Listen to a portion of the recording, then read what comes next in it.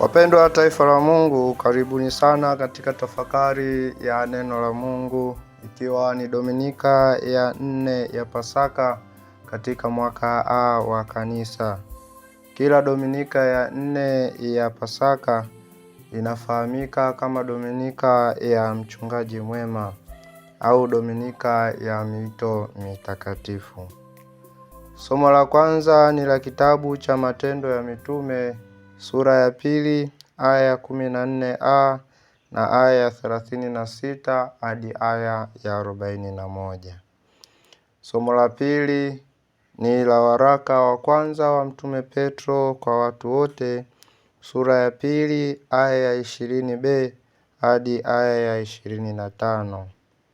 Na somo la tatu ni la Injili takatifu ilivyoandikwa na Yohane sura ya 10 aya ya kwanza hadi aya ya 10. Tusikilize Injili takatifu. Yesu aliwaambia Wayahudi, Amin, amin nawaambieni, yeye asiyeingia mlangoni katika zizi la kondoo, lakini akwea penginepo, huyo ni mwivi naye ni mnyang'anyi. Aingiaye mlangoni ni mchungaji wa kondoo. Bawabu humfungulia huyo, na kondoo humsikia sauti yake. Naye huwaita kondoo wake kwa majina yao na kuwapeleka nje. Naye awatoapo nje kondoo wake wote huwatangulia, na wale kondoo humfuata, kwa maana waijua sauti yake. Mgeni hawatamfuata kabisa, bali watamkimbia, kwa maana hawazijui sauti za wageni. Mithali hiyo Yesu aliwaambia, lakini wao hawakuelewa na mambo hayo aliyowaambia. Basi Yesu aliwaambia tena, Amin, amin nawaambieni, mimi ndimi mlango wa kondoo. Wote walionitangulia ni wevi na wanyang'anyi, lakini kondoo hawakuwasikia. Mimi ndimi mlango, mtu akiingia kwa mimi ataokoka, ataingia na kutoka, naye atapata malisho. Mwivi haji ila aibe na kuchinja na kuharibu. Mimi nalikuja ili wawe na uzima, kisha wawe nao tele. Injili ya Bwana. Ndugu zangu katika Kristo, Dominika hii hufahamika kama Dominika ya mchungaji mwema, kwa sababu Injili inayotangazwa katika Dominika hii ni ile ambayo Kristo mwenyewe anajitambulisha hivyo, kuwa yeye ndiye mchungaji mwema wa kondoo wake. Pia kanisa huadhimisha siku ya sala kwa ajili ya kuombea miito mitakatifu. Na kwa sababu hii, Dominika hii hujulikana pia kama Dominika ya miito, yaani ndoa, upadre na utawa. Ndugu zangu, tupo katika ulimwengu ambao umejaa udanganyifu, kwa maana ya kukosa uaminifu kwa sababu ya ubinafsi. Nikimaanisha kuwa mtu anahakikisha anatumia mbinu yoyote kwa udi na uvumba ili atimize lengo lake ovu kwa maslahi binafsi.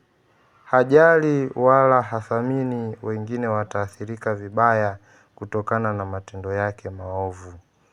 Mwisho wa siku tunamtumia hata huyu Bwana wetu Yesu Kristo katika maisha yetu kuweza kuhakikisha kwamba tunatangaza habari njema ya Yesu Kristo katika hali ya kujitafutia maslahi binafsi. Hawa ndio ambao wanawasikia mitume wa uongo, walimu wa uongo. Yote hii wanatumia hata picha nzuri na mfano mzuri wa Bwana wetu Yesu Kristo katika kujihakikishia wao wanapata maslahi binafsi. Hii haikubaliki hata kidogo.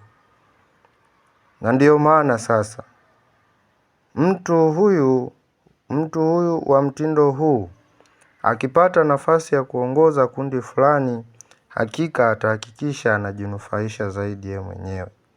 Ikitokea amepewa fungu fulani kwa ajili ya manufaa ya kundi hilo alilokabidhiwa, basi hataweza kufanya vile ilivyokusudiwa, na mwisho wa siku ataishia kuiba, kufanya ufisadi, kula rushwa au kupokea rushwa na mambo mengine mengi ambayo yatarudisha maendeleo ya vile ambavyo imekusudiwa katika kundi hilo ambalo huyu mtu amekabidhiwa.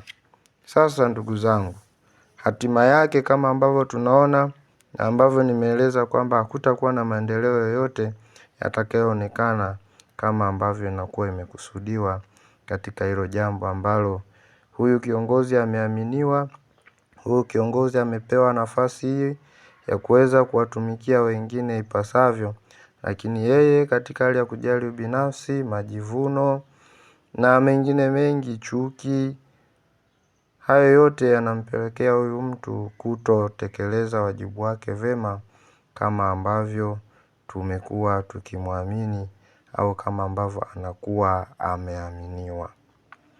Ndugu zangu, Yesu katika uongozi wake anajitambulisha kuwa ni mchungaji mwema kwa kutumia mithali.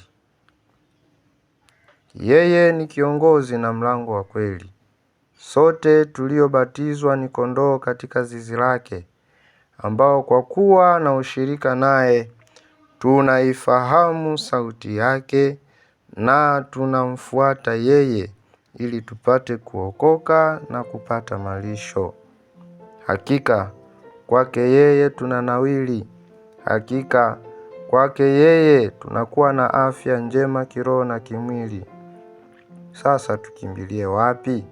Hakika tujifunze kwa kiongozi huyu bora, kiongozi mwema, mchungaji mwema ambaye ameyatoa maisha yake, amekufa msalabani ili sisi tupate kukombolewa. Huyu ndiye anakuwa mfano halisi wa maisha ambayo tunatakiwa tuishi.